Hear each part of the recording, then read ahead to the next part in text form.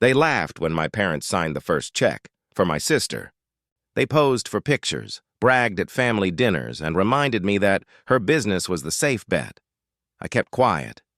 But years later, when I stood at the opening ceremony of my own headquarters, a building bigger than the one they once called her empire, irony filled the room like perfume too strong to ignore. I wasn't supposed to be here, at least not according to them. The responsible son with his spreadsheets, late-night research, and endless ideas? Nah, too risky. They wanted to invest in something flashier, something they could tell their friends about. And my sister had the glitter. New dresses, catchy slogans, and endless charm. She was the star. I was just the guy scribbling plans in a notebook. But here's the twist. That glitter didn't last. Her dream burned out like a firework, loud, bright, and gone before you could blink. And me? I didn't just survive, I built an empire so strong that even the same parents who once ignored me now introduce me as our pride. Irony, right? The kind that tastes better than revenge but hurts more than silence. Now, let's rewind for a second, because stories like this don't start at the top of a skyscraper with champagne glasses clinking. They start in the basement, with disappointment, doubt, and doors slammed in your face. And trust me, I had plenty of those. You want to know how the kid everyone overlooked became the business owner no one could ignore? How I went from sitting alone in my room sketching business models to leading board meetings where investors actually hang on my every word. It wasn't luck. It wasn't magic. It wasn't even revenge. It was something deeper, something painful that turned into power. This story is about family. About what happens when the people who should believe in you the most don't, and about how that rejection became the fuel for everything that came after. So buckle up, because this isn't just a tale of business. It's a tale of betrayal, grit, and redemption. And by the end, you might just find a piece of your own story hidden in mine. Welcome, story lovers. From where are you watching? Drop your city name in the comments so we can see how far our story travels. I wasn't born with a silver spoon, not even a rusty one. My childhood was stitched together with hand-me-down clothes, overdue bills, and the constant hum of, "We'll manage somehow." My parents weren't cruel. They were just practical. They believed in stability, in playing it safe, in choosing the road most traveled. I was the quiet one in the family, the kid who found comfort in library corners while the rest of the world chased Friday night lights. I dreamed differently. Numbers spoke to me like old friends. Business models, case studies, balance sheets. Where others saw boring columns, I saw potential futures. It wasn't glamorous, but it was mine. School became my sanctuary. I wasn't the loudest, but I was the most consistent. My teachers noticed, even if my family didn't. "You've got a head for business," my economics professor once said. I remember writing it down in the margin of my notebook, circling it 3 times as if those words could keep me afloat during storms I couldn't yet see coming. But life has a way of testing you. Just when the horizon looks clear, the clouds gather. My storm came quietly, first as small cracks, then as a collapse. My father lost his job during an economic downturn. Overnight, the bills doubled while the paychecks disappeared. My mother picked up extra shifts, and my sister, well, she had the charm to get by. She could walk into a room and find someone willing to help. Me? I buried my head in books, trying to build a roadmap out of the mess. Dreams have weight, though, and when your family is sinking, you don't get to float. I traded textbooks for part-time jobs. Grocery clerk, delivery driver, late-night janitor. I wore them all like badges of survival. Each paycheck was stretched so thin it could snap. My tuition checks bounced more times than I care to admit. But I held on, one semester at a time, fueled by the stubborn belief that if I could just finish, things would change. The betrayal didn't come all at once. It started with small dismissals. Why waste money on his ideas? He's too cautious, too quiet to lead. And finally, the knife. When I pitched my first real business plan at the dinner table, I expected skepticism. What I didn't expect was for my parents to shut me down completely, then turn around and hand the exact support I begged for to my sister. She had a dream, too. Fashion, boutiques, the glossy world of instant glamour. It wasn't that her dream was wrong. It just wasn't built on the kind of foundation I'd been constructing in silence for years. But glamour shines brighter than spreadsheets, and in my family's eyes, shine meant success.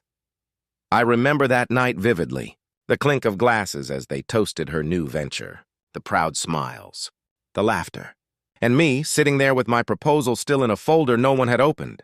That was the night I realized I wasn't just overlooked, I was invisible. But invisibility comes with its own strange freedom. If no one's watching, you get to fail in private. And oh, did I fail. My early attempts at small businesses were disasters. A tutoring service that barely paid for the gas I used driving to clients. An online resale shop that ended with unsold boxes cluttering my room. Each failure stung, but each one carved lessons into my skin like scars. Survival wasn't glamorous. I learned to stretch $10 into a week's worth of meals. I learned that skipped lunches could pay for an extra textbook.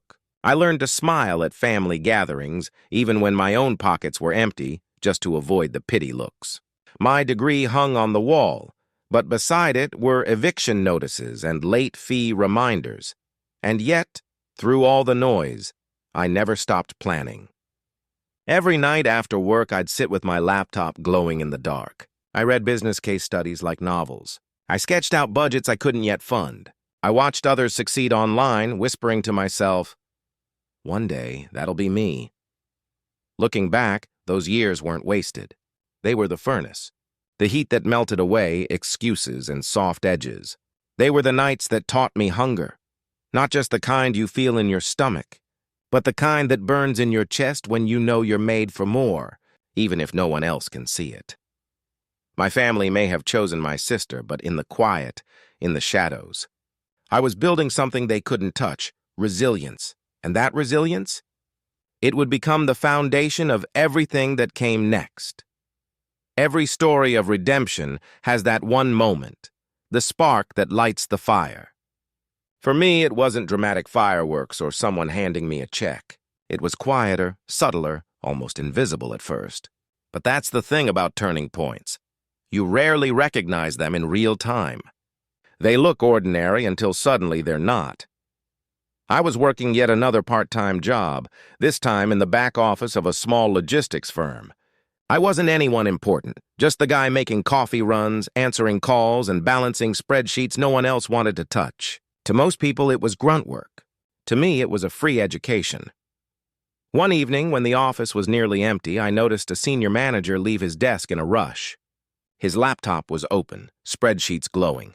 Something caught my eye, an entry that didn't make sense. Operational expenses, adjusted totals. Adjusted? Adjusted to what? It was déjà vu, a flashback to my economics professor telling us, numbers don't lie, unless people make them. Curiosity gnawed at me. I stayed late, reviewing past reports, running comparisons, piecing things together. What I discovered wasn't just a typo, it was a pattern.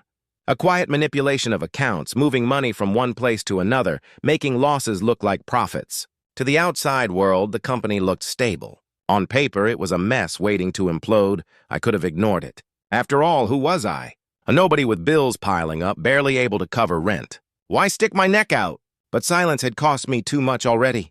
I'd stayed silent when my parents dismissed me. I'd stayed silent when my sister got the backing that could have changed my life.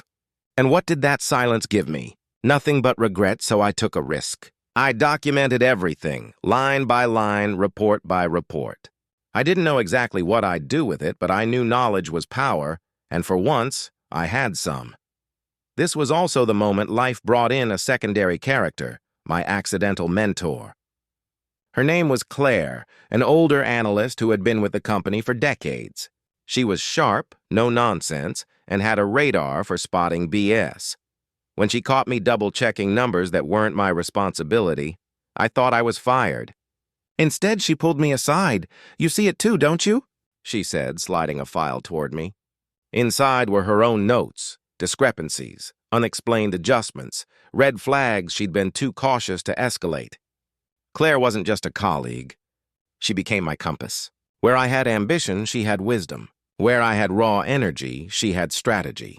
Together, we built a quiet case. Not to bring anyone down at first, but to understand. To see if the truth matched the numbers. And the deeper we dug, the bigger the cracks appeared. Millions unaccounted for. Profits that didn't exist. Executives living lifestyles far beyond their salaries. It was like pulling on a loose thread until the whole sweater unraveled. But this wasn't a movie. There was danger.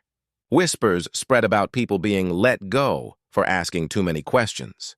I found anonymous notes on my desk. Stop digging. Someone knew. Someone was watching. And every day I walked into that office, I wondered if it would be my last. The ethical dilemma was crushing.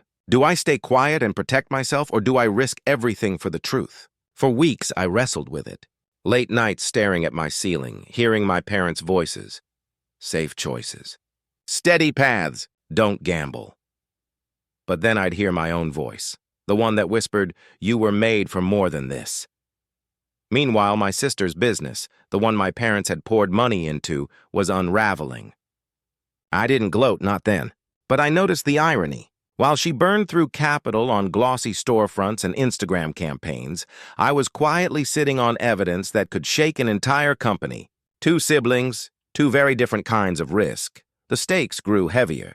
Claire warned me, "If you go through with this, you'll make enemies powerful enough to end your career before it even begins."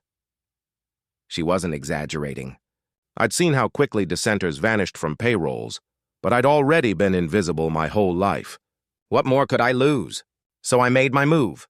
Not loud, not reckless, quietly, methodically, an anonymous email to regulators. A packet of documents slipped into the right mailbox.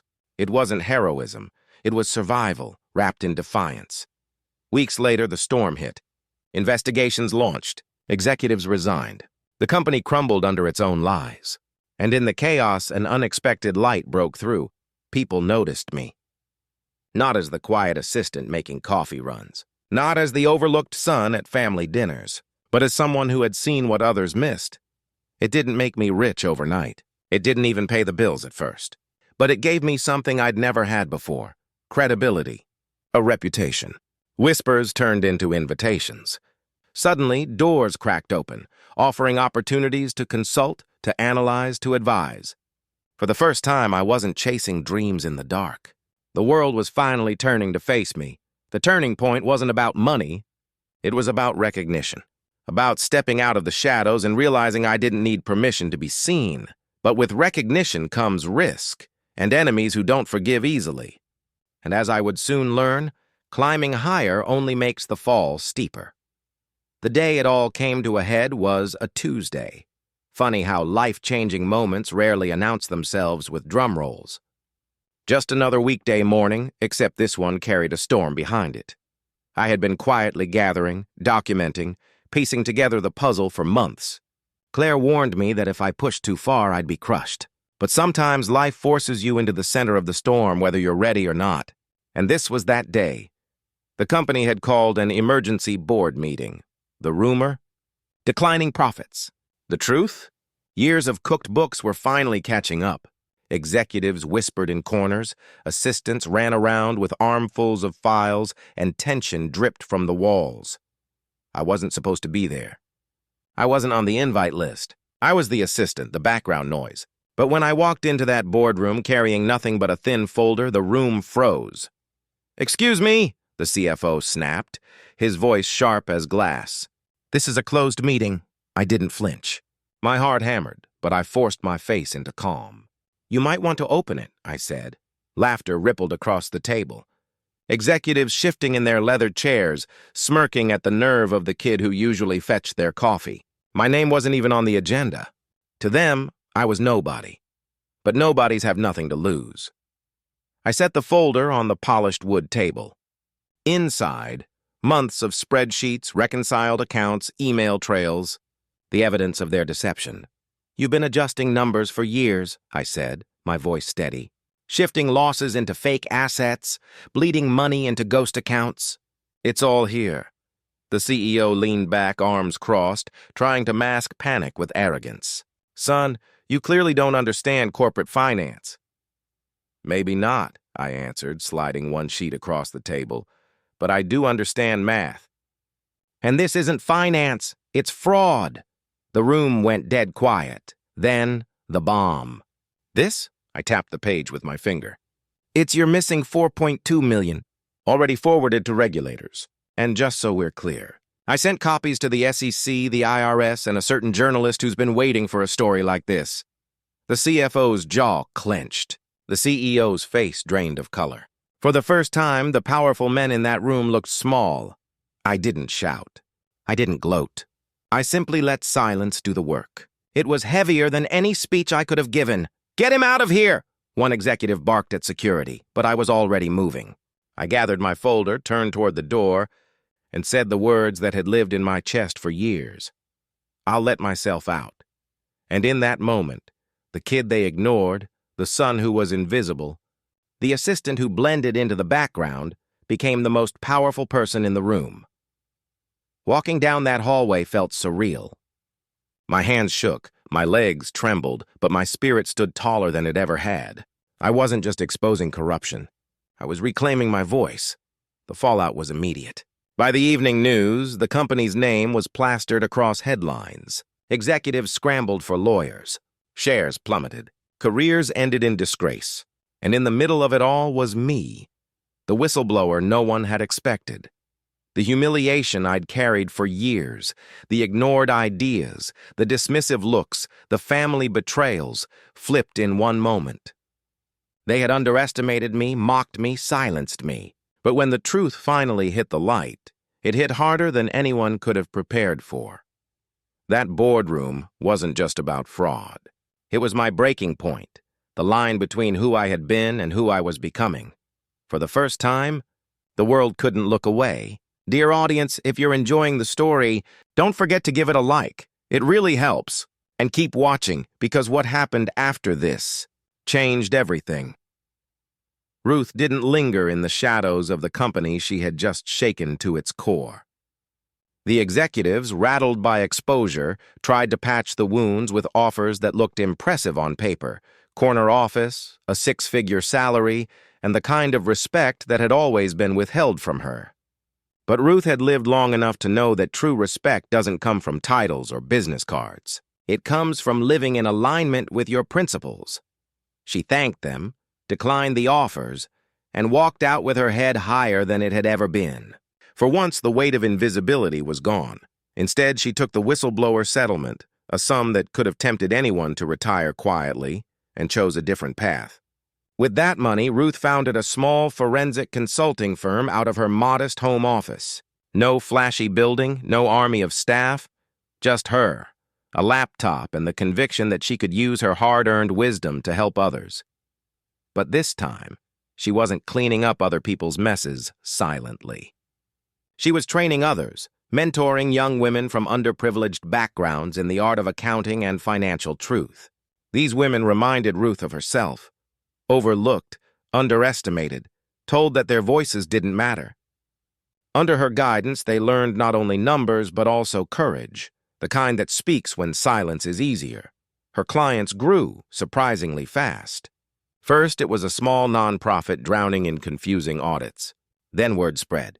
Within 2 years, Ruth's little firm was being sought out by Fortune 500 companies who needed someone fearless enough to tell them the truth. What executives once ignored in a janitor, they now paid dearly to hear from a consultant.